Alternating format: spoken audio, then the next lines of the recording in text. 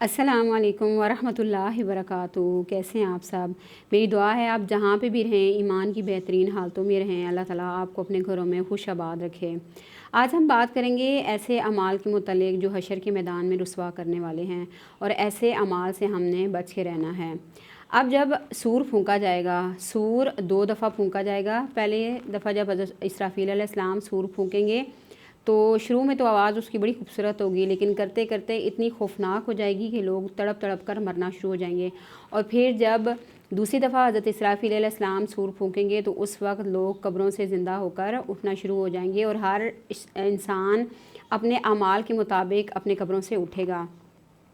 ان میں سے کچھ لوگ تو مطمئن ہوں گے، ان کے چہرے بھی خوبصورت اور بارونق ہوں گے، جبکہ کچھ لوگوں کے چہرے بے رونق ہوں گے، سیاہ ہوں گے، خوف زدہ ہوں گے اور غمگین ہوں گے۔ وہ اپنے سامنے جب ایسے لوگوں کو دیکھیں گے کہ جن کے چہرے روشن ہوں گے، مطمئن ہوں گے، تو ان کو اپنے اندر ذلت اور رسوائی کا احساس محسوس ہوگا، اور یہ احساس ان کا کئی گنا بڑھ جائے گا۔ اب یہ ہے کہ جب لوگ میدان حشر میں قبروں سے اٹھ کے آئیں گے تو ان کی کیا حالت ہوگی۔ لوگ اپنی قبروں سے بے لباس اٹھیں گے۔ اب ذہن میں یہ خیال آتا ہے کہ حشر کے میدان میں سارے لوگ برہنہ ہوں گے، تو کیا ہم ایک دوسرے کو نہیں دیکھیں گے؟ حضرت عائشہ کہتی ہیں کہ میں نے رسول اللہ صلی اللہ علیہ وسلم کو فرماتے ہوئے سنا، لوگ قیامت کے دن ننگے پاؤں، ننگے بدن اور ختنہ کیے بغیر اٹھائے جائیں گے۔ میں نے کہا، اے اللہ کے رسول صلی اللہ علیہ وسلم، سب مرد اور عورتیں ایک دوسرے کو نہیں دیکھیں گے؟ رسول اللہ صلی اللہ علیہ وسلم نے فرمایا، اے عائشہ، وہ دن اس قدر سخت ہوگا کہ کسی کو ایک دوسرے کی طرف دیکھنے کا ہوش نہیں ہوگا۔ اسے مسلم نے روایت کیا ہے۔ دنیا میں بھی آپ دیکھ لیں کہ جہاں کہیں زلزلہ آ جائے یا سیلاب آ جائے یا اس طرح کوئی بھی قدرتی آفات آ جائیں، تو اس میں کیا ہوتا ہے کہ کسی کو کسی کی ہوش نہیں ہوتی کہ کسی نے کیا پہنا ہوا ہے، کسی نے کیا نہیں پہنا ہوا۔ تو اس صورت میں جب حشر کا میدان ہوگا تو ہر ایک کو اپنی اپنی پڑی ہوئی ہوگی۔ حشر کے میدان میں سب سے پہلے لباس حضرت ابراہیم علیہ السلام کو پہنایا جائے گا۔ اس کے بعد رسول اکرم صلی اللہ علیہ وسلم کو اور دیگر انبیاء کو لباس پہنایا جائے گا۔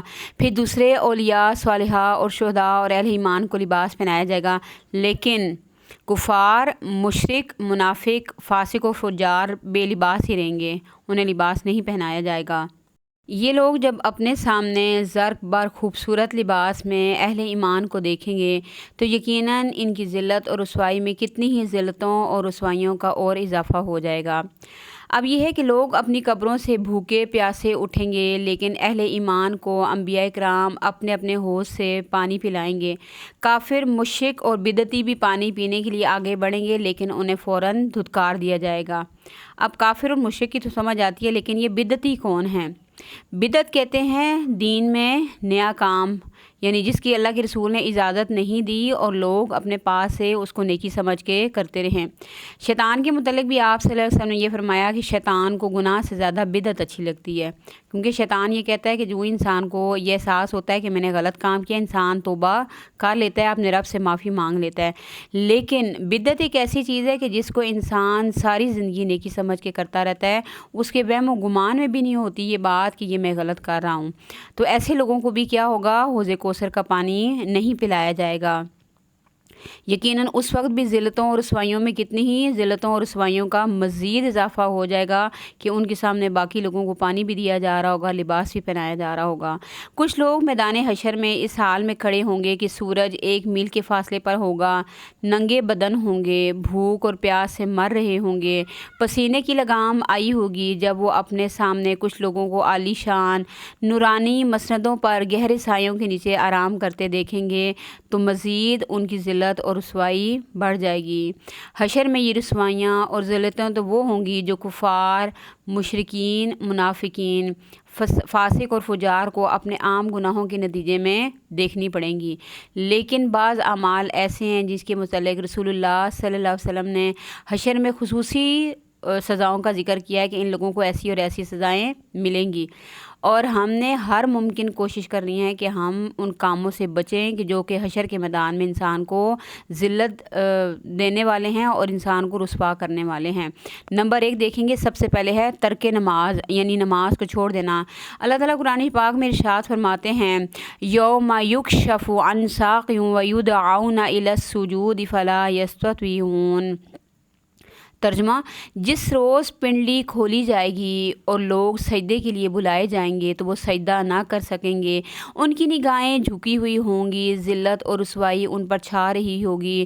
دنیا میں یہ سجدے کے لیے جب انہیں بلایا جاتا تھا جبکہ وہ صحیح سالم تھے تو یہ انکار کر دیتے تھے۔ سورہ القلم آیت نمبر 42-43۔ جو لوگ نماز چھوڑتے ہیں انہیں اس چیز کا خوف ہونا چاہیے کہ ہمیں قیامت والے دن اس کی وجہ سے رسوائی کا سامنا کرنا پڑے گا، کہ لوگوں سے جب کہا جائے گا کہ سجدہ کرو تو جنہوں نے دنیا میں نماز نہیں پڑھی ہوں گی وہ سجدہ نہیں کر سکیں گے، اور بعض روایت میں آتا ہے کہ ان کی کمر ایسے اکڑ جائے گی کہ جیسے کسی نے سریا ڈال دیا ہے۔ ہم بظاہر تو یہ نہیں کہتے کہ ہم نماز نہیں پڑھتے، لیکن جب اذان ہوتی ہے اور اس کے بعد ہم نماز نہیں پڑھتے، ہم اپنے ہی کاموں میں لگے ہوئے ہوتے ہیں، یا تو ہم موبائل دیکھ رہے ہوتے ہیں یا ٹی وی پہ کچھ نہ کچھ دیکھ رہے ہوتے ہیں یا گپے لگا رہے ہوتے ہیں یا اور دنیا کی کئی کاموں میں مصروف ہوتے ہیں اور نماز ہم چھوڑ دیتے ہیں، تو یہ بہت بڑا خسارے کا کام ہے۔ قیامت کے روز میدان حشر میں لوگوں کو اللہ تعالیٰ کی حضور سجدہ کرنے کا حکم دیا جائے گا۔ جو لوگ دنیا میں نماز پڑھتے ہوں گے، ظاہر ہے ان کی یہ تو عادت ہوئی بھی ہوگی نماز سجدہ کرنے کی، تو وہ کیا کریں گے؟ فوراً اللہ تعالیٰ کی توفیق سے سجدے میں چلے جائیں گے۔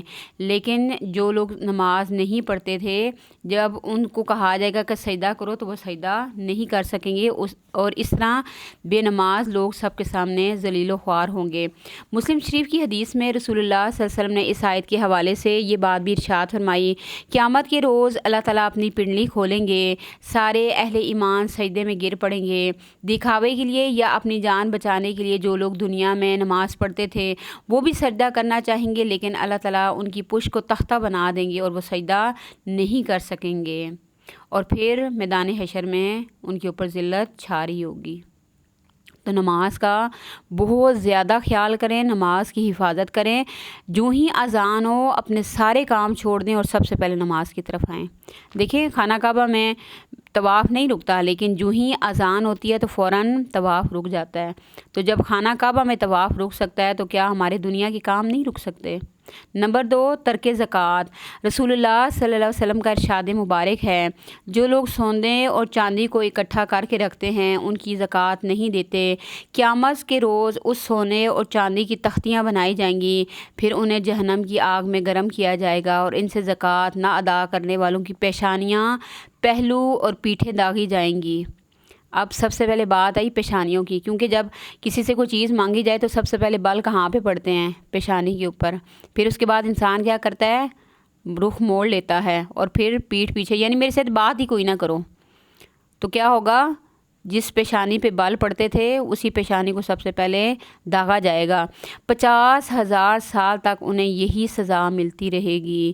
جو شخص اونٹوں، گایوں یا بکریوں وغیرہ کی زکوٰۃ نہیں ادا کرے گا اسے میدان حشر میں اوندھے منہ لٹا دیا جائے گا، اور وہ اونٹ یا گائے یا بکریاں خوب موٹے تازے ہو کر آئیں گے اور اپنے مالوں کو پاؤں تلے رونتے چلے جائیں گے اور منہ سے کاٹیں گے اور اسے سینگ ماریں گے۔ یہ سلوک 50,000 سال تک ان کے ساتھ ہوتا رہے گا۔ اسے مسلم نے روایت کیا ہے۔ یہ تو ان لوگوں کے لیے نا جنہوں نے بکریاں رکھی ہوئی ہیں، اور بھی وہ لوگ جن کے پاس پیسہ ہے، جن کے پاس زکوٰۃ کی چیزیں ہیں اور وہ اس کو ادا نہیں کر رہے، تو قیامت کے دن وہ چیزیں ان کے لیے رسوائی کا سبب بنیں گی۔ پھر ایک حدیث میں یہ بھی آتا ہے کہ آپ صلی اللہ علیہ وسلم نے فرمایا کہ تم میں سے وہ کون ہے جو اپنے مال کو چھوڑ کر اپنے وارثوں کی مال کی فکر کرے؟ تو صحابہ کرام نے کہا کہ اللہ کے رسول، ہم میں سے تو ایسا کوئی بھی نہیں ہے جو اپنے مال کو چھوڑ کر اپنے وارثوں کی مال کی فکر کرے۔ تو آپ صلی اللہ علیہ وسلم نے فرمایا جو کچھ تم نے اپنے ہاتھ سے اللہ کے نام پہ دے دیا وہ تمہارا اپنا، اور جو تمہارے پاس ابھی موجود ہے تمہارے مرنے کے بعد تمہارے وارثوں کا ہو جائے گا۔ تو چھوڑ کے تو ویسے بھی ہم نے یہ سارا کچھ جاننا ہی ہے، تو بہتر نہیں ہے کہ اللہ کے نام پہ دے کے جائیں، جو فرائض ہیں وہ بھی ادا کریں، جو نوافل ہیں وہ بھی ادا کریں۔ نمبر 3، سود۔ ارشاد باری تعالیٰ ہے: جو لوگ سود کھاتے ہیں وہ اپنی قبروں سے اس طرح کھڑے ہوں گے جس طرح شیطان نے کسی کو چھو کر باولا کر دیا ہو۔ سورہ البقرہ آیت نمبر 275۔ اسی باولے پن کی حالت میں سود خور میدان حشر میں پہنچے گا۔ 50,000 سال تک عرصہ پاگلوں کی طرح ادھر ادھر گھومتا رہے گا۔ اب جو مال کی محبت ہے وہ بھی انسان کو پاگل بنا دیتی ہے، رشتے تبدیل کروا دیتی ہے، تو وہاں بھی وہ کیا ہوگا؟ پاگلوں کی حالت میں آئے گا۔ नंबर 4 कत्ल। इरशाद नबी है कातिल और मकतूल हशर में इस तरह आएंगे कि मकतूल के हाथ में कातिल का सर और पेशानी होगी, मकतूल की रगों से ताज़ा खून बह रहा होगा। वो अल्लाह से अर्ज़ करेगा, ऐ मेरे रब, इसने मुझे कत्ल किया था, हत्ता कि मकतूल उसे घसीटते घसीटते अल्लाह के अर्श के करीब ले आएगा। इसे तिरमिज़ी ने रिवायत किया है। तो कत्ल कोई आम बात नहीं है। कुरान पाक की आयत का मफ़हूम है कि जिसने किसी एक शख्स को कत्ल किया गोया उसने पूरी इंसानियत को कत्ल किया, और जिसने किसी एक इंसान को बचाया गोया उसने पूरी इंसानियत को बचाया। तो ये कोई छोटी बात नहीं है। लोग छोटी छोटी बातों पे एक दूसरे को कत्ल कर डालते हैं, दिल में वैर डाल लेते हैं। बहरहाल नंबर 5 नाजायज़ कब्ज़ा। रसूलुल्लाह सल्लल्लाहु अलैहि वसल्लम ने इरशाद फरमाया, जो शख्स जुल्मन किसी से ज़मीन छीन लेगा, क़यामत के रोज़ उसे 7 ज़मीनों का तोक उसके गले में डाल दिया जाएगा। इसे बुखारी ने रिवायत किया है। अब ये देखें, जो दुनिया है इसमें जो ज़मीनें हैं, इससे पहले ये कितने लोगों की थी, आज हमारी हैं। जब हम नहीं होंगे तो ये किसी और की होंगी। तो बेहतर नहीं है कि किसी की चीज़ के ऊपर ज़बरदस्ती कब्ज़ा करने के बजाय जिसकी जो भी चीज़ है उसे वापस लौटा दी जाए, ख्वाह वो मकान हो, ख्वाह वो पैसे हों, ख्वाह वो किसी की ज़मीन हो, या कोई भी चीज़ ऐसी है कि जिसके ऊपर लोगों ने ज़बरदस्ती कब्ज़ा किया हुआ है। सरकारी ख़जाने में खुर्द-बुर्द। रसूलुल्लाह सल्लल्लाहु अलैहि वसल्लम ने हज़रत साद बिन अबादा रज़ियल्लाहु तआला अन्हु को हुक्म दिया, जाओ फ़लाँ कबीले की ज़कात इकट्ठी करके ले आओ, और साथ फरमाया, देखो क़यामत के रोज़ ऐसी हालत में ना आना कि तुम्हारी गर्दन या पीठ पर जवान ऊँट हो जो बिलबिला रहा हो। साहबी ने अर्ज़ किया, या रसूलुल्लाह सल्लल्लाहु अलैहि वसल्लम, मुझे इस ज़िम्मेदारी से सुबुदोश कर दीजिए। आप सल्लल्लाहु अलैहि वसल्लम ने उन्हें सुबुदोश कर दिया। यानी कहते हैं कि अगर ये इतनी भारी ज़िम्मेदारी है फिर तो ये मैं किसी सूरत नहीं उठाऊँगा। और देख लें, आज हमारे यहाँ लोग ज़िम्मेदारियाँ तो उठा लेते हैं, लेकिन उसमें जो खुद बुर कर रहे हैं तो क़यामत वाले दिन अपनी गर्दन पे क्या कुछ लेके आएंगे। कितनी एसी इकट्ठे होंगे, कितनी गाड़ियाँ इकट्ठी होंगी, क्या क्या चीज़ें अपनी गर्दन पे लेके आएंगे। सरकारी ख़जाने से लूटा गया माल सबूत के तौर पर लूट मार करने वालों के कंधों पर होगा, जिसे सारी दुनिया देखेगी, और यूं लूट मार करने वालों को सरेआम ज़िल्लत और रुसवाई का सामना करना पड़ेगा। जुल्म। इरशाद मुबारक है, जुल्म क़यामत के रोज़ तारीकियाँ होंगी। इसे बुखारी ने रिवायत किया है। जालिम लोग हशर का सारा अरसा अंधेरों में ठोकरें खाते फिरेंगे और कोई मददगार और सहारा देने वाला नहीं होगा। किसी के ऊपर कुछ भी जुल्म किया होगा, इवन कि किसी को थप्पड़ भी बगैर किसी वजह के मारा होगा, किसी को गाली भी दी होगी, किसी के साथ कुछ भी मामला किया होगा, तो क्या होगा, क़यामत के दिन अंधेरों के अलावा कुछ हाथ नहीं आएगा। तकब्बुर ख्वाह माल का हो, जवानी का हो, हुस्न का हो, सलाहियतों का हो, या किसी भी चीज़ का हो। रसूलुल्लाह सल्लल्लाहु अलैहि वसल्लम ने फरमाया, क़यामत के रोज़ तकब्बर करने वालों को चींटियों की मानंद इंसानों की शक्ल में उठाया जाएगा, जिस वजह से उन पर हर तरफ से ज़िल्लत छाई हुई होगी। इसे तिरमिज़ी ने रिवायत किया है। चींटियाँ क्यों? क्योंकि लोगों को पता ही नहीं चलेगा और पाँव के नीचे आते जाएंगे। ये होगी उनकी ज़िल्लत कि दुनिया में अपने आप को बड़ी चीज़ समझते थे। और तकब्बुर तो सिर्फ अल्लाह ताला को ज़ेब देता है। इंसान जवानी पे तकब्बुर करे जो कुछ अरसे बाद ढल जाने वाली है। इंसान अपनी सलाहियतों पे तकब्बुर करे जो कुछ अरसे के बाद ख़त्म हो जाने वाली हैं। इंसान अपने पैसे के ऊपर तकब्बुर करे जो कुछ अरसे बाद उसने छोड़ जाना है। इंसान अपने ओहदे के ऊपर तकब्बुर करे जो कुछ अरसे के बाद उसने छोड़ जाना है। तो इंसान को तकब्बुर ज़ेब नहीं देता। अहद शिकनी। रसूलुल्लाह सल्लल्लाहु अलैहि वसल्लम ने इरशाद फरमाया, अहद शिकनी करने वाला शख्स क़यामत में हशर के मैदान में इस तरह आएगा कि इसकी पीठ में जुर्म के मुताबिक छोटा या बड़ा झंडा होगा। इसे मुस्लिम ने रिवायत किया है। और हर आदमी को देखने से ही पता चल जाएगा कि फ़लाँ आदमी ने किस दर्जे की अहद शिकनी की है। यानी बड़ी अहद शिकनी की होगी तो बड़ा झंडा होगा, और अगर छोटी अहद शिकनी की होगी तो छोटा झंडा उसके साथ होगा। बिला ज़रूरत मांगना।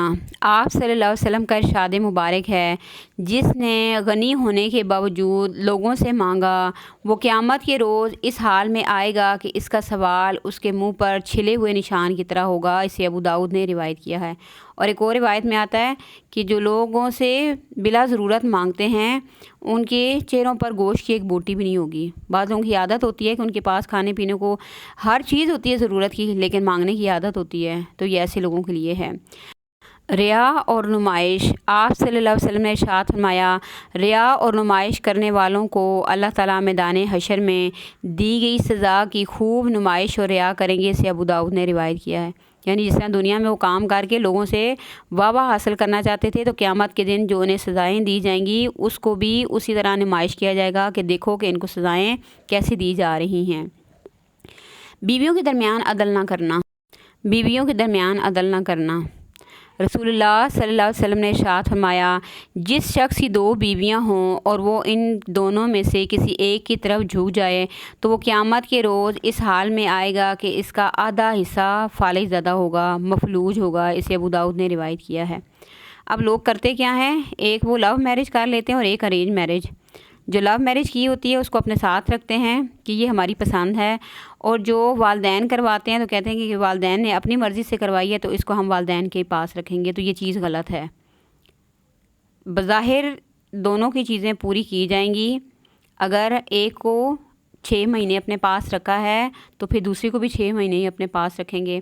एक जैसे कपड़े लेके देंगे, एक जैसा घर होगा। हाँ, मोहब्बत में अगर ये है कि किसी एक की तरफ झुकाव ज़्यादा है तो उस पर कोशिश करनी चाहिए कि अदल करें, और अगर अदल नहीं करेंगे तो फिर देख लें क़यामत के दिन किस हालत में उठेंगे। और बाज़ अमाल के बारे में आप सल्लल्लाहु अलैहि वसल्लम ने इरशाद फरमाया कि जो लोग ऐसे काम करेंगे क़यामत के दिन अल्लाह ताला उनकी तरफ नहीं देखेंगे। अब वो अमाल कौन से हैं? नंबर 1, वालदैन की नाफरमानी। इसको अल्लाह माफ़ नहीं करेगा जब तक कि वालदैन माफ़ ना करें। नंबर 2, दयूसपन, यानी जिसको पता हो कि उसकी बीवी के औरों के साथ ताल्लुकात हैं और फिर भी वो उसको अपने निकाह में रखे। या ये भी हो सकता है कि घर में गैर महरम मर्द आते जाते हों और उसको इस चीज़ का बुरा ना लगे। औरतों का मर्दों से मुशाबहत इख्तियार करना किसी भी चीज़ में, लिबास में, तराश खराश में, अदादो अतवार में, चाल ढार में, हर चीज़ में मुशाबहत इख्तियार करना इससे मुराद है। बुढ़ापे की उम्र में बदकारी का मुर्तकिब होना, यानी चलो जवानी तो गुजार ली लेकिन अब बुढ़ापे में भी ऐसे काम नहीं छोड़े। इसे मुस्लिम ने रिवायत किया है। हुक्मरानों का अपनी रियाया से झूठ बोलना, इसे मुस्लिम ने रिवायत किया है। फ़कीरी में तकब्बुर करना, यानी एक तो पास खाने के लिए कुछ नहीं है, ऊपर से इंसान क्या करे, तकब्बुर करे। जंगल में किसी दूसरी जगह पानी मुयस्सर ना होने के बावजूद मुसाफिर को पानी ना पिलाना, यानी पानी पास मौजूद है, किसी को ज़रूरत है तो वो उसको पानी पीने के लिए नहीं दे रहा। तो ये ऐसी चीज़ है कि जो हशर के मैदान में इंसान को ज़लील रुसवा करने वाली है। झूठी कसम खाकर माल बेचना, अब इसकी क्या ज़रूरत है? माल बिकता है तो ठीक है, अगर नहीं बिक रहा तो कम से कम झूठी कसम खा के माल तो ना बेचें। दौलत दुनिया के लिए हुक्मरान की बैत करना या उसका साथ देना, यानी हमें भी कोई ओहदा मिल जाएगा, हमें भी कुछ इसमें से हिस्सा मिल जाएगा, तो इसके लिए किसी का साथ देना। अब यही वो सारे अमाल थे जिसकी वजह से अल्लाह ताला लोगों की तरफ नज़र करम नहीं फरमाएंगे, ना उन्हें पाक साफ़ करेंगे। और हशर में सबसे बड़ी किसी इंसान के लिए क्या रुसवाई हो सकती है कि अल्लाह ताला उसे अपनी रहमत से महरूम कर दे। और लम्हे भर के लिए अगर गौर करें कि क़यामत के दिन हमारे सारे अमाल लोगों को दिखाए जाएंगे। अब बाज़ हमारी गलतियाँ ऐसी हैं कि जो हम ये चाहते हैं कि कोई भी ना देखे। तो आप सल्लल्लाहु अलैहि वसल्लम ने फरमाया, अगर तुम चाहते हो कि अल्लाह ताला क़यामत के दिन तुम्हारे ऐबों पे पर्दा डाले तो तुमने दुनिया में लोगों के ऐबों के ऊपर पर्दा डालना है। ये नहीं कि लोगों को दूसरों को ब्लैकमेल करना शुरू कर देना है या उनको जलील करना है। और दुनिया में अगर किसी की कोई ऐसी वीडियो लीक हो जाती है, जैसे कि आपने देखा होगा अक्सर मीडिया पे आ जाती हैं कि किसी स्कूल टीचर ने ऐसे किया, या और भी ऐसे लोगों की आ जाती हैं, तो ऐसे लोगों के लिए कितनी बड़ी ज़िल्लत होती है। सबसे बड़ी ज़िल्लत उनके घर के अंदर होती है। लेकिन क़यामत का सोचें कि क़यामत वाले दिन तो एक एक चीज़ जो है वो सबके सामने आएगी। तो हमने इंशाल्लाह ऐसे तमाम अमाल से बचना है जो हशर के मैदान में इंसान को रुसवा करने वाले हैं।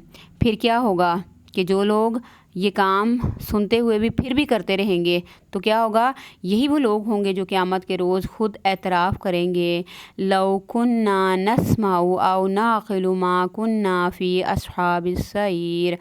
काश हम दुनिया में गौर से सुनते और अक़ल से काम लेते, काश हम दुनिया में कुरान पढ़ लेते, काश हम उसको सीख लेते, अक़ल से काम कर लेते, तो आज हम जहन्नम वालों में से शामिल ना होते। सूरह मुल्क आयत नंबर 10। تو اللہ تعالیٰ سے دعا ہے کہ اللہ تعالیٰ ہر مسلمان کو برے انجام سے محفوظ رکھے اور اللہ تعالیٰ حشر کی رسوائیوں سے بچنے کی توفیق عطا فرمائے۔ وآخر دعوانا ان الحمد للہ رب العالمین۔ السلام علیکم ورحمۃ اللہ وبرکاتہ۔